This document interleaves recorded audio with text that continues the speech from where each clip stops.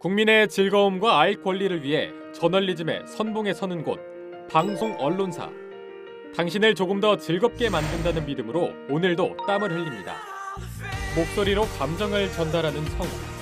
누구보다 신속하게 사실을 담아내는 기자.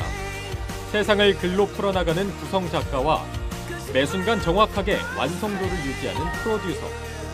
화려함 뒤에 숨어있는 끝없는 고민과 무거운 책임감을 버텨낼 예비 방송인이 될 준비는 되셨나요? 당신의 성공 취업을 위해 조합정보센터가 준비한 11월 특집 가을의 전설, 방송사편. 그 마지막 전설이 지금 시작됩니다.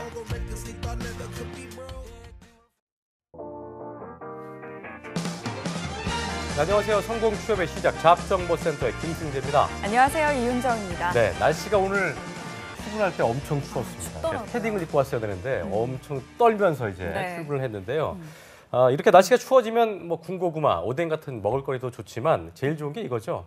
따뜻한 방 안에서, 구들목 안에서, 거기서 이제 간식 먹으면서 TV 보는 거 가장 좋습니다. 맞아요. 저도 제일 행복할 때가 일요일 아침에 서프라이즈 딱 켜놓고 안 깼을 때. 눈곱 베비면서 보는 거. 아침 겸 점심으로 이렇게 브런치 먹으면서 그렇습니다. 그럴 때가 정말 세상 행복하더라고요. 맞습니다. 요즘은 뭐 저희가 워낙 방송 또 하는 사람이다 보니까 또 잠이 부족해서 이런 재미를 좀 못 느끼고 살지 않나 싶은 생각이 드는데요. 일요일 아침 얘기했지만 이제 뭐 저희 아이들은 뭐 번개맨만 보기 때문에 제가 그래서 번개맨 노래를 다들 뭐 있습니다. 그렇습니다. 이게 지금은요 브라운관이 아니고 스마트폰, 컴퓨터로 TV 보시는 분들 많고요. 또 저희 아버님이 이제 약사님이신데 또 이 TK 분이세요. 되게 보수적인 분이신데 이분이 또 화장실 가서도 이거 드라마를 보시더라고요. 이 스마트폰으로 굉장히 뭐 기계를 더 잘 아시는 분이 아님에도 불구하고 그런 것처럼 이런 어르신들도 이제 스마트폰으로 뭐 드라마 보시고 또 재밌는 예능 프로그램 보시고 이런 시대가 도래한 것 같습니다. 맞습니다. 남녀노소 할 것 없이 우리 하루에서 빠질 수 없는 게 바로 TV 시청인데요. 지난주에 이어서 이번 주도 방송국 특집을 진행하고 있습니다. TV 스탭들의 세계에 대해서 알아보는 시간 갖고 있는데 오늘은 어떤 질문가요? 오늘은 바로 굉장히 이걸 하고 싶어하는 분들이 많을 거예요. 능력은 안 되지만 항상 인생 이모작으로 이걸 꿈꾸시는 분도 굉장히 많다는 걸 제가 주변에서 많이 볼 수 있었는데 대본이 없으면 방송할 수 없거든요. 대본.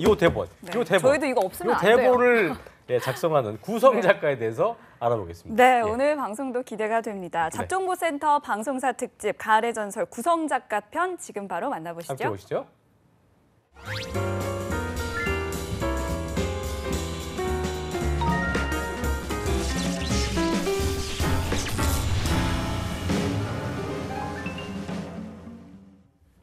네, 가을의 전설 방송 직무 특집으로 이어가고 있고 2주차 방송하고 있는데요. 오늘 참 개인적으로도 궁금했고 이 세계에 대해서는 굉장히 물어볼 것들이 많았던 것 같습니다. 어떤 분야입니까? 요즘 또 TV에 출연하시는 분들 정말 많으시죠. 보통은 뭐 TV에서 쉽게 볼 수 없는 분들이십니다.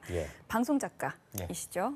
뭐 이렇게 연예인들 중에서도 이 방송 작가분들과 결혼하시는 분들이 많다고 들었는데 굉장히 좀 미지의 세계에 있는 굉장히 알고 싶은 하지만 그런 분야가 아닌가 싶습니다.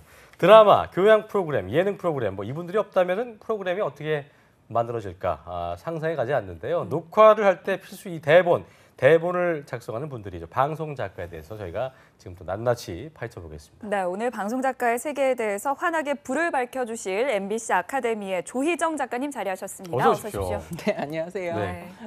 오래 기다리셨죠? 아니, 저희가 좀 말이 많습니다. 죄송합니다. 아니 불을 밝혀주신다고 했는데 이게 불을 밝혀드릴지 암흑으로 만들어드릴지 모르겠어요. 항상 생각하는 게 그때 뭐 성우편도 그랬지만 우리 이렇게 음지에서 하시는 분들은 외모랑 별로 크게 관계가 없을까 싶었는데 오늘 이쁘시네요. 그렇죠. 벌써부터 화납니다. 제 눈을 선별돼서 오신 겁니까? 외모 좋으세요. 보통 그때 이렇게 하고 다니시지 않으시죠? 그럼요. 그렇죠. 오늘 또 특별한 날이었어요. 때 빼고 광 내신 거죠? 그렇습니다. 알겠습니다. 그렇습니다. 자기소개 좀 해주시죠. 저는 시사 다큐멘터리 방송 작가 조희정이고요. 지금 KBS 동행이라는 프로그램 메인 작가로 일하고 있고 EBS 뉴스에서도 활동하고 있습니다. 용경빈 씨가 하는 뉴스만 하는 거죠? 맞아요. 알고 있습니다. 시인이기도 하고요. 되게 친합니다. 한번 좀 해주십시오. 알겠습니다. 그리고 지금 MBC 아카데미에서 구성 작가반에서 이제 강의하고 있고요. 한림대학교에서 출강하고 있습니다. 네, 현재 다큐멘터리도 집필도 하시고 또 후배도 양성하고 계신 분이신데 그렇습니다. 아카데미에 처음 들어온 학생들을 대하듯이 오늘도 정말 좋은 이야기 많이 해주셨으면 좋겠습니다. 네, 기대해 보겠습니다. 예. 자, 오늘 변함없이 또 잡장구 센터와 함께하는 항상 이 시간만 되면 민망해지는 가족 같은 분이시죠. 오늘도 또 굉장히 또 에델바이스 풍의 옷을 입고 나오셨는데 커리어 칼리지의 임소아 강사님과 함께하셨습니다. 어서 오십시오. 어서 오십시오. 네, 안녕하세요. 반갑습니다. 네, 오늘도 수고해 주시고요. 자, 본격적으로 얘기를 좀 해보죠. 방송 작가라는 게 이제 공채를 뽑는 건가요? 아닌가? 이거 또 궁금하더라고요. 네. 제가 반대로 여쭤볼게요. 그 공채라는 게 무슨 약자일까요? 공개 채용 아니에요? 그렇죠, 공개 채용이죠. 네. 그럼 그 반대는 뭘까요? 비공개 채용. 비공개 채용. 비선 채용. 비채. 네. 비채인가요? 그렇죠.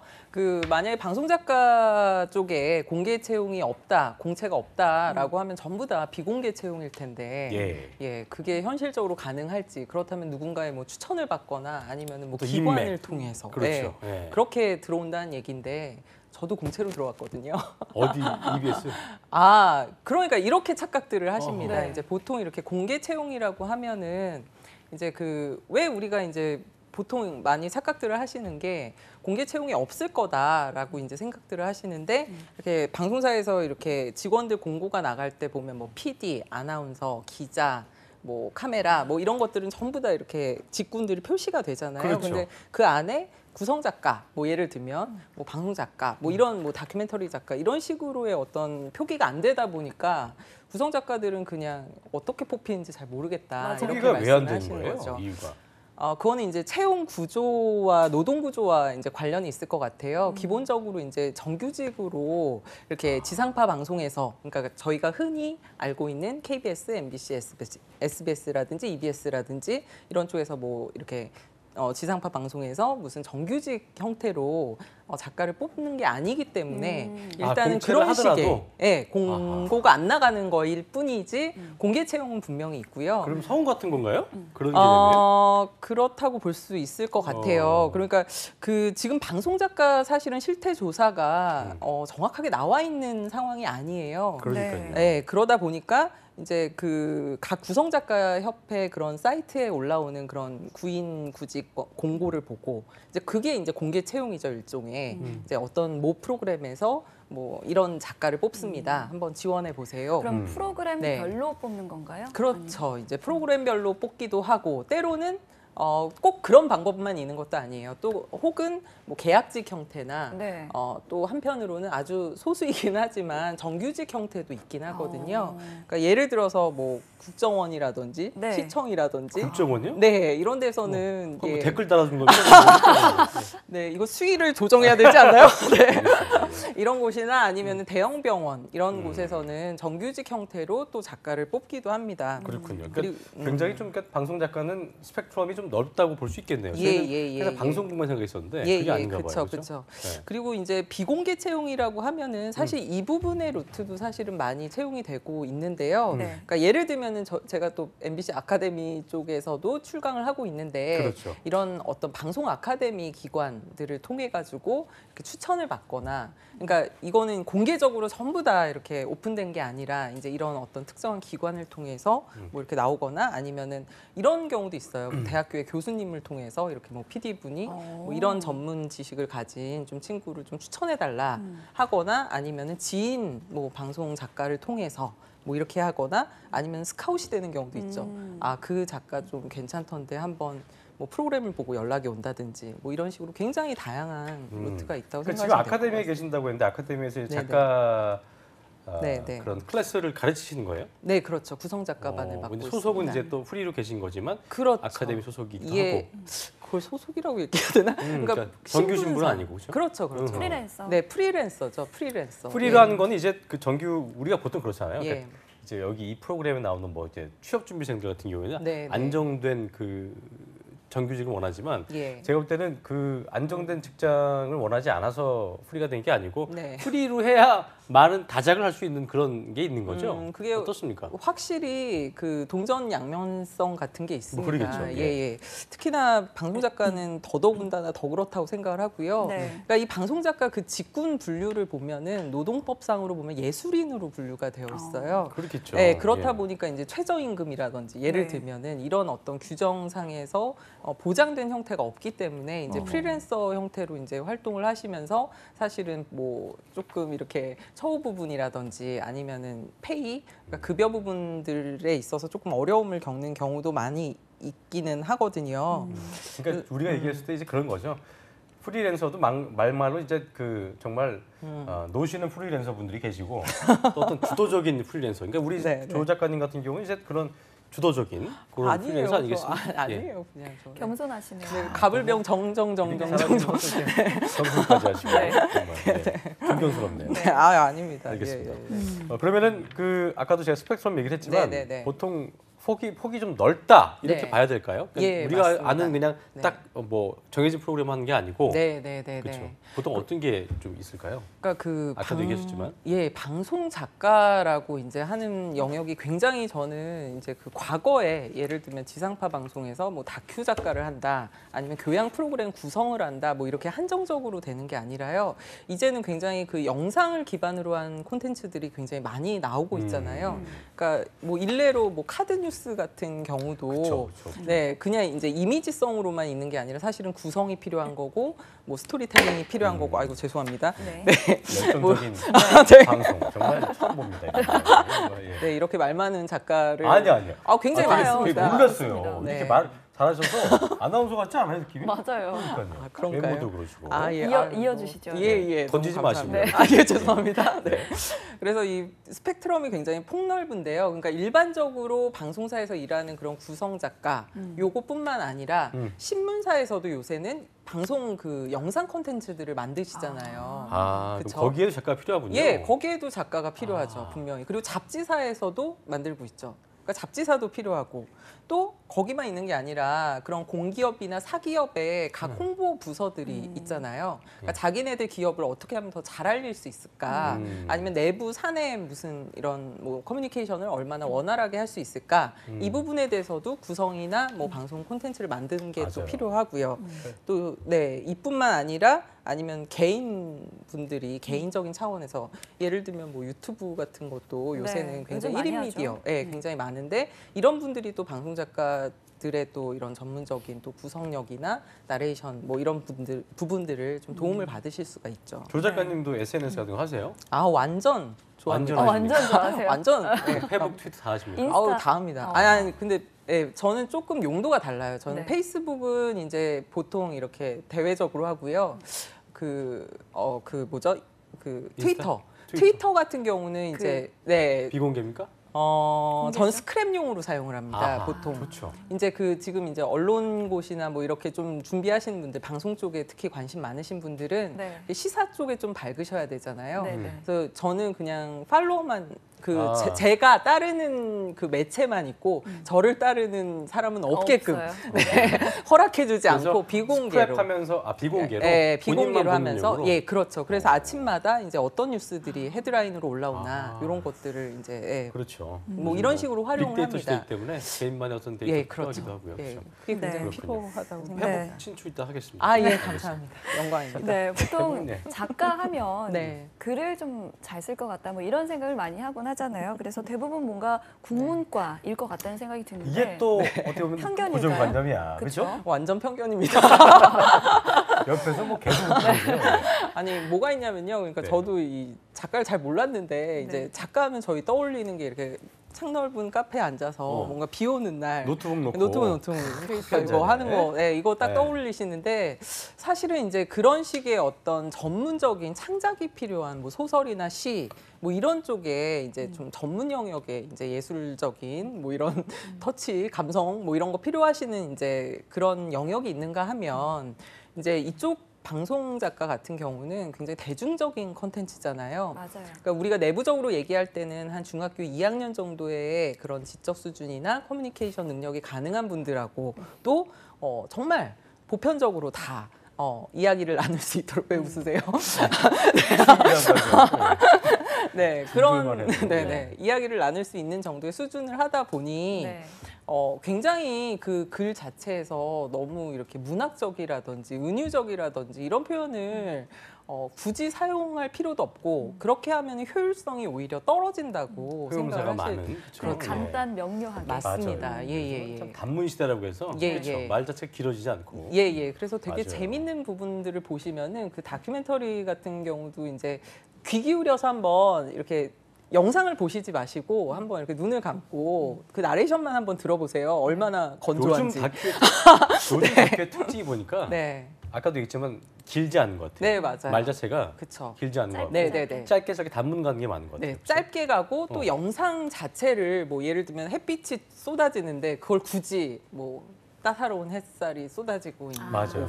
뭐 이렇게 하면 완전 꽝인 거죠. 왜냐하면 영상 자체를 살려주는 역할, 보완해주는 역할. 뭐 이런 식으로 짧게.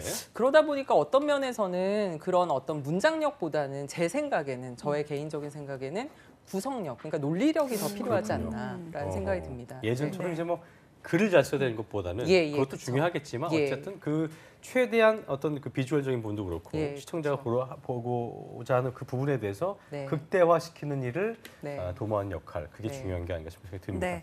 제가 느끼는 게요. 글을 잘 쓰면 말도 잘하는 것 같아요. 그러니까요. 근데 안 그러신 분도 있죠. 그럼요. 약간 그런 어떤 그 왜골스러운 분들, 다들 이렇게 낯가리시고 이런 분들. 다들 이렇게 작가님들마다의 특성이 좀 있죠, 전부 다. 저는 약간 그런 선입견이 있었어요. 그러니까 작가하신 분들은 이제 기본적으로 백오피스에서 작가 일을 하신 거니까 사람 대면하는 걸 별로 안 좋아하고. 근데 이제 오늘은 좀 선별돼서 오신 것 같습니다.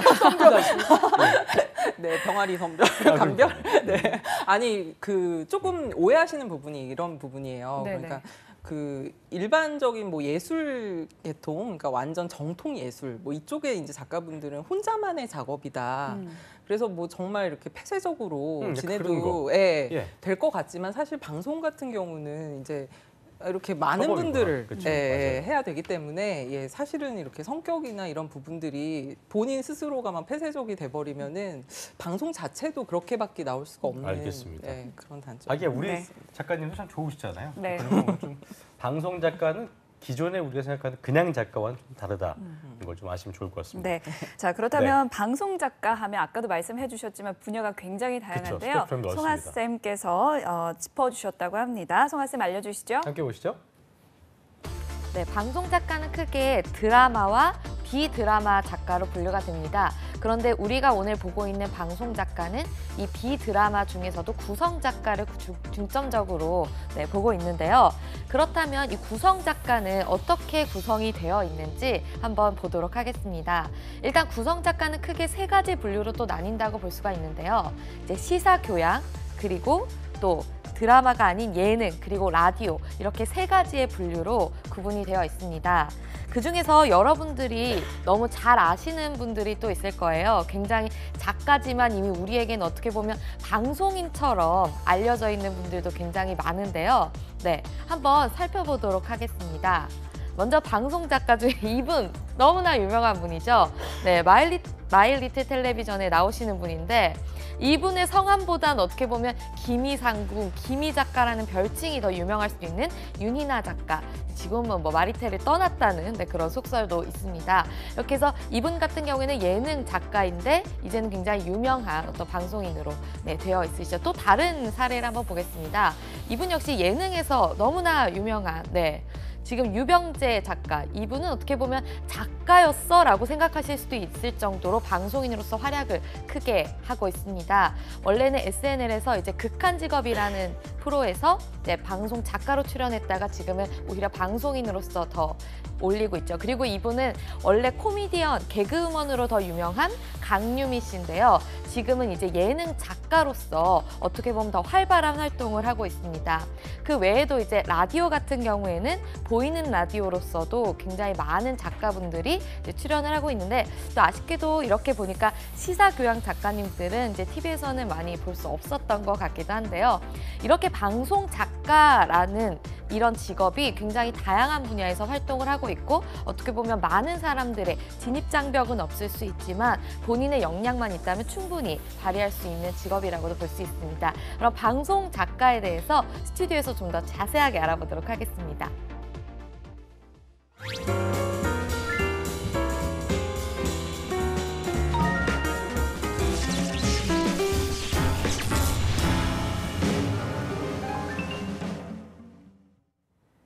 네, 방송 작가의 다양한 분야에 대해서 네. 살펴봤는데요. 요즘에는 방송 작가들도 TV 밖이 아니라 TV 속에서 이렇게 다양하게 활발하게 활동을 하고 있는 것 같습니다. 그렇습니다. 뭐 마리텔 작가도 그렇고요. 뭐 1박 2일도 보면은 출연진들 앞에서 이렇게 네. 좀 그게 있는 좀 걸 의도한 보고 바예요? 있는데요. 이게 어떤 거예요? 의도한 네. 바라기보다는 본인이 할 일이라고 표현하는 게 맞는 것 같습니다. 그러니까 작가라고 해서 꼭 글을 쓰거나 어디 이제 보이지 않는 곳에서 구성만 하는 게 아니라요. 사실은 어떤 프로그램의 기획 단계부터 시작해서 뭐 촬영이라든지 아니면은 뭐 물론 이 카메라를 드는 거는 아닙니다만 촬영이라든지 아니면은 뭐 구성, 뭐 나레이션 그리고 심지어는 이렇게 지금도 이제 작가님이 계시잖아요, 사실은. 그러니까 이렇게 스튜디오 녹화나 뭐 저희 같은 경우도 이제 뉴스 프로그램 안에서의 또 공개 방송 형식의 이제 프로그램들이 있어요. 그럴 때 이제 작가들이 보통 이렇게 패널들과의 뭐 질문이라든지 답변이라든지 이런 것들을 조율한다든지 뭐 시간들에 대한 어떤 사인을 준다든지 그러니까 본인들의 역할을 사실은 하는 거죠. 그러니까 그 역할이 굉장히 다양하다고 보시면 될 것 같아요. 네. 가끔 예. 출연하는 경우도 있잖아요. 그건 애드립이에요? 그게 출연진의 애드립이에요? 아니면은 그것도 의도된 바예요? 그걸 여쭤본 거예요. 예. 저희 시사 다큐멘터리에서는 출연한 적이 없습니다. 그렇네요. 보통 예능에서 많이 출연하지 않나요? 예. 근데 그거의 경계가 예전에 비해서는 많이 좀 무너진 것 같아요. 그러니까 뭐 조금 촬영하다가 정말 재밌는 부분이 있으면은 일정 부분 또 편집을 해가지고 뭐 이렇게 또 넣기도 하고요. 예. 알겠습니다. 네. 궁금한 게 이제 작가도 다양한 영역이 있다는 걸 저희 우리 임성환 씨를 통해 알았는데 라디오 작가였다가 뭐 TV 구성 작가였다가 이게 왔다 갔다 할 수 있는 거예요? 보통 라디오 작가 많이 하고 싶어 하잖아요. 여자분들 중에 네, 그런 그렇죠. 로망 있는 분들이 많아요. 되게. 네. 이렇게 많은 학생들을 만나보면 이제 그런 이제 크게 3가지 정도로 이제 지원들을 해요. 그러니까 그 예능 프로그램을 가장 많이 지원하고 그다음에 이제 시사 교양 쪽이 가장 좀 적습니다. 다큐멘터리 이런 쪽. 그리고 이제 또 하나가 라디오 작가 쪽인데요. 이제 라디오 쪽을 특별히 지망하시는 분들의 특징을 이렇게 가만히 보면 어렸을 때 좀 라디오로 인해서 라디오 퀴즈들. 많은 맞아요. 이렇게 좀 위안을 받고 그러셨던 분들이 또 본인이 또 그런 어떤 그건 영상이 없잖아요. 그냥 이렇게 음성만으로 또 이렇게 하는 거다 보니까 맞아요. 아무래도 좀 문학적인 이런 부분들이 감수성. 그렇죠. TV 작가보다는 조금 더 많이 필요로 하죠. 그리고 자기의 역량을 조금 더 많이 발휘할 수도 있고. 우리 조 작가님은 그런 생각 안 하셨어요? 저는 라디오 작가는 관심이 없었습니다. TV만 그럼 들었습니까? 오로지 저는 다큐멘터리? 다큐. 다큐 뉴스. 하나만 파셨네요. 네. 조 작가 원래 그건 이렇게 아닌데. 조 작가님처럼 이렇게 좀 힘이 넘치나요? 좀 그런 편인가요? 네, 제가 다들? 좀 힘을 빼겠습니다. 아니. 궁금해서 그래요. 아니 이게. 제가 되게 편견을 심어드리는 것 아니. 같은데. 너무 기운이 좋으셔가지고. 너무 망신살 어. 뻗치는 거 아니에요, 아니에요? 아닙니다. 네.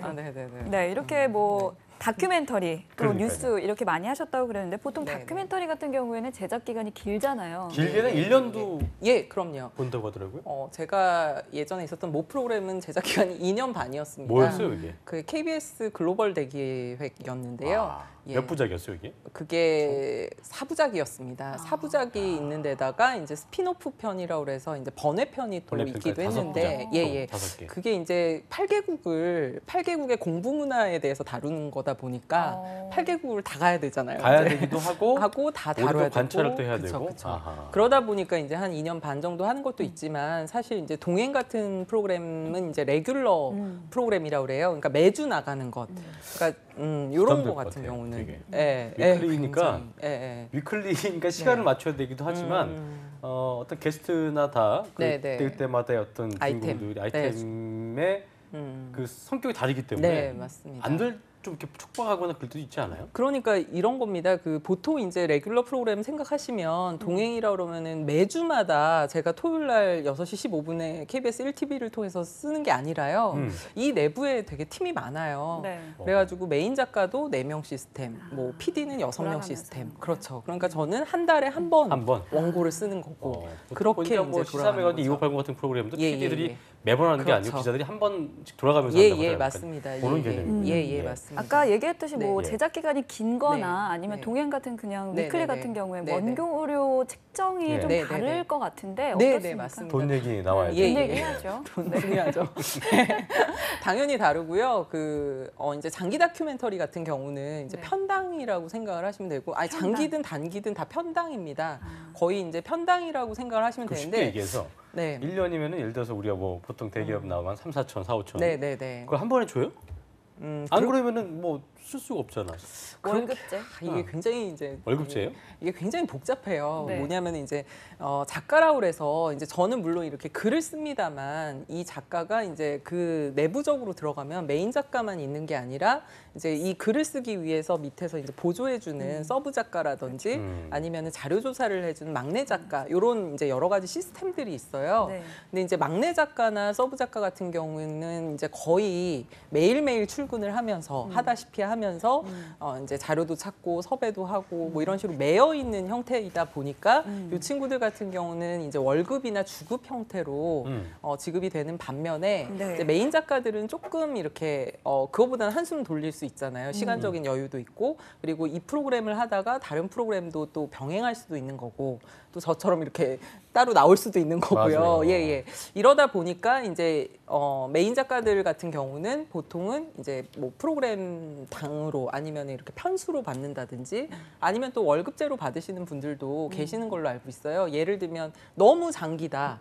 라고 하면 계약금 형태로 받고 뭐 중간에 한번 정산해 주시고 마지막 방송 나가고 너무 다릅니다. 다르군요. 어디 하나라고 좀 정의할 수는 없지만 어쨌든 뭐 꽤나 벌지 않습니까? 여기도 이제 부익부 베니핏입니까? 왜 그러냐면 이제 이 일을 하려고 생각하는 분들 입장에서는 수입이 뭐 되게 불규칙적이고 그렇다면 또 망설일 수 있기 때문에 굉장히 중요한 말씀을 하셨어요. 사실은 오늘 가장 하고 싶었던 얘기 중에 하나였고요. 조금 다시 원론적인 걸 얘기하면은 우리가 방송이 공공재라는 얘기를 하잖아요. 공공재라는 말은 어쨌든 모든 국민이 주인이 되는 거고 방송을 통해서 사실은 모든 국민들의 이야기, 다양한 계층의 사람들의 이야기가 나와야 하는데 아시다시피 저희가 이제 공채, 일반적으로 생각하는 공채 속에서 나오는 그런 어떤 직군들을 보면 저희 모 방송국 같은 경우도 기자 채용 보면은 2000대 1이에요. 그러면은 일명 언론고시들을 이렇게 다 통과해가지고 들어오잖아요. 그러면 얼마나 다양한 사람들이 사실은 그 안에서 다양한 목소리가 나오기가 굉장히 힘들죠. 근데 그에 반해서 이제 방송작가 직군 같은 경우는 굉장히 많은 분들이 한번 도전해 볼 수도 있고 그에 반해서 이제 처우 같은 부분들은 이제 방송 생태계 전반의 문제라서 이 부분이 꼭 방송작가의 생태계 문제다라고 는 단정 지을 수 없지만 개선해 나가야 될 부분들이 굉장히 많이 있는 게 사실 맞아요. 그래서 이 부분에 대해서 뭐 장밋빛만 이렇게 비전만 말씀드리기는 어려운 이제 그런 현실이 조금 있기는 하지만 기본적으로는 어쨌든 많은 분들이 도전을 기본적으로 할 수 있고 하셔야만 하고 그래야 방송에서 다양한 사람들의 목소리가 나오잖아요. 그러니까 지금은 너무나 평준화된 목소리 그리고 일정 계층들의 목소리만 나오기 때문에 설득력도 잃어버리고 공신력도 잃어버리는 것 같아요. 그리고 이제 우리나라의 지금 이제 저널리즘의 뭐 대표 주자라고 할 수 있는 손석희 씨 같은 경우도 사실은 우리가 저널리즘 하면은 굉장히 기자를 떠올리게 마련이지만 그분은 아나운서 출신이셨잖아요. 그리고 뭐 사실은 뭐 이렇게 뭐 우리가 얘기하는 인류 명문대 뭐 이런 출신도 아니었지만 분명히 우리 대한민국에서 어떤 힘 있는 뭐 언론인으로서 지금 굉장히 큰 역할을 하고 계시잖아요. 저는 방송작가도 마찬가지라고 생각을 합니다. 방송작가뿐만 아니라 여기 모든 방송의 직군들이 다 마찬가지라고 생각을 하고요. 그런 분들께서 다양하게 본인들의 그런 소신을 가지고 일단은 도전을 하셔야 훨씬 더 많은 목소리 그리고 다양한 목소리. 예를 들면은 뭐 20대 초반 친구들만 지원을 하는 게 아니라요. 저는 제 막내로 저보다 2살 많은 분도 한번 같이 일해본 적이 있거든요. 인생 이모작이라는 제가 말씀드렸었는데 예, 맞습니다. 예, 그러거나 아니면 정말 장애가 있으셔도 할 수 있는 직업이고요. 예. 그렇다면 어떤 게 가장 필요한 능력일 것 같아요? 이것도 뭐 DNA가 있어야 됩니까? 가장 필요한 능력이요. 일단은 저는 관심인 것 같아요. 세상에 대한 관심과 자기 자신에 대한 관심. 좀 더 자세하게. 그러니까 세상 돌아가는 거에 별로 관심이 없고 그냥 나의 생각에만 꽂혀 있으시다면 예를 들어서 저는 그게 SNS로 대변이 될 수 있을 것 같습니다. 그러니까 작가님들 중에서나 아니면 이 방송 콘텐츠 관련돼서 제작하시는 분들 중에 난 SNS가 싫어라고 말씀하시는 분들 이거는 기본적으로 소통 능력을 닫아놓겠다라는 전제가 좀 있는 것 같거든요. 그러니까 일단은 열린 마음이 가장 많이 필요한 것 같고요. 그리고 뭐에 도전을 하시든지 어떤 상황에서 도전하시든지 간에 어느 직종이든지 마찬가지지만 태도의 문제가 아닐까. 성실하고 주변에 대한 관심 같은 것들. 그렇죠. 예. 네. 그리고 방송 작가를 하시면서 방송 작가 이런 부분은 정말 좋다. 아니면은 이 부분은 단점. 정말 안 좋다. 뭐 단점 이렇게 장단점 좀 얘기해 주시죠. 저는 이제 그 방송 작가 하면서 가장 좋았던 거는요. 다큐멘터리 작가 하면서 이제 많은 분들과 인터뷰를 하면서 또 그분들 삶을 이렇게 다루면서 좋을 것 같아요. 예. 제 자신이 성장한다는 그 점이 가장 기뻤고 또 그분들의 삶을 되게 평범하신 분들이잖아요. 그분들의 삶을 되게 가치 있는 삶이다고 이렇게 말씀드릴 수 있다라는 점. 매달 한번 어떻게 보면 다 성장할 수 있는 거 아니에요, 그렇죠? 예, 그게 성장할 수 있다는 가능성이 맞아요. 가장 큰 것 같고요. 좋네요. 단점이라기보다는 이제 그 좀 앞으로의 과제라고 어려운 점? 한다고 생각하면 이거는 어떤 한 직종 간의 문제는 아니고, 그러니까 그 방송 작가계에서 조금 이런 노동의 부분이라든지 구조적인 부분에 있어서 조금 더 후배들을 생각해주고 막내 작가나 서브 작가들, 처우들 이런 부분들. 그러니까 파이는 우리가 딱 정해져 있잖아요, 사실은. 근데 이런 부분에 대해서 독식하지 않고 어떻게 하면 잘 나눌 수 있는가. 욕심쟁이들이 있군요. 그렇죠. 그러니까. 아, 네? 뭐라고요? 이런 얘기가 그렇지만 항상 보면 그런 배려심도 그렇고요. 근데 그런 일을 하다 보면은 또 그런 부분에서 좀 더 아량이 생기고 그러지 않을까 생각이 들고요. 정말 시간 빨리 가네요. 한 시간이 가도 모자랄 것 같은데 질문이 많지만 제가 끝으로 방송 작가를 꿈꾸고 있는 우리 학생들이 있어요. 그저 그런 말 마시고 최대한 좀 실질적이고 도움될 말 말씀해 주시죠. 예. 그 돌이켜 보면은 이렇게 저도 방송 작가를 되게 늦게 시작했어요. 사실은 다른 직종을 경험하다가 이것저것 막 했습니다. 그렇습니다. 그래서 이렇게 뒤늦게 선택을 할 때 자기 자신에 대한 믿음이 가장 큰 것 같아요. 그리고 이제 두 번째는 누군가거든요. 내 이야기나 나의 그런 소신에 대해서 확신을 심어줄 수 있는 누군가가 필요한데 그게 이제 많은 사람일 수도 있고 멘토를 얘기하는 거예요? 멘토가 될 수도 있고요. 아니면은 뭔가 그런 사람들이 많이 모인 곳이 어딜까라는 생각도 조금 하셔야 되지 않을까. 전략적으로 찾아봐야겠네요, 그렇죠? 예, 그렇죠. 좀 그렇지 않을까라는 생각도 듭니다. 그래서 뭐 그 준비 방법이나 고민을 누가 가장 효율적으로 해줄 수 있을까. 이런 부분들에 대해서 조금 더 깊이 있는 고민을 하시면 어떨까 싶고요. 필요하시면 저한테 연락하세요. 그러니까 보면 되게 작가님들 같은 경우는 이렇게 얘기하다 보니까 본인의 이야기가 많기 위해서는 아까 말한 대로 주변 사람들 많이 또 소통도 그렇고 많이 이야기를 만들어 보려는 습관이 필요한 것 같아서 그래서 재밌나 봐요. 지금도 좀 얘기하다 보니까 뭐 그렇게 인터뷰하는 것 마냥 재밌었습니다. 오늘 시간 더 하고 싶은데 2부가 있어서 저희가 오늘 여기서 마치도록 하고요. 페이스북 친구 맺고 또 앞으로 또 좋은 관계 맺도록 하겠습니다. 지금까지 조희정 작가님과 함께했습니다. 고맙습니다. 고맙습니다. 네, 감사합니다. 네, 그리고 임상화 간사님도 고맙습니다. 고맙습니다. 네, 감사합니다. 한국직업방송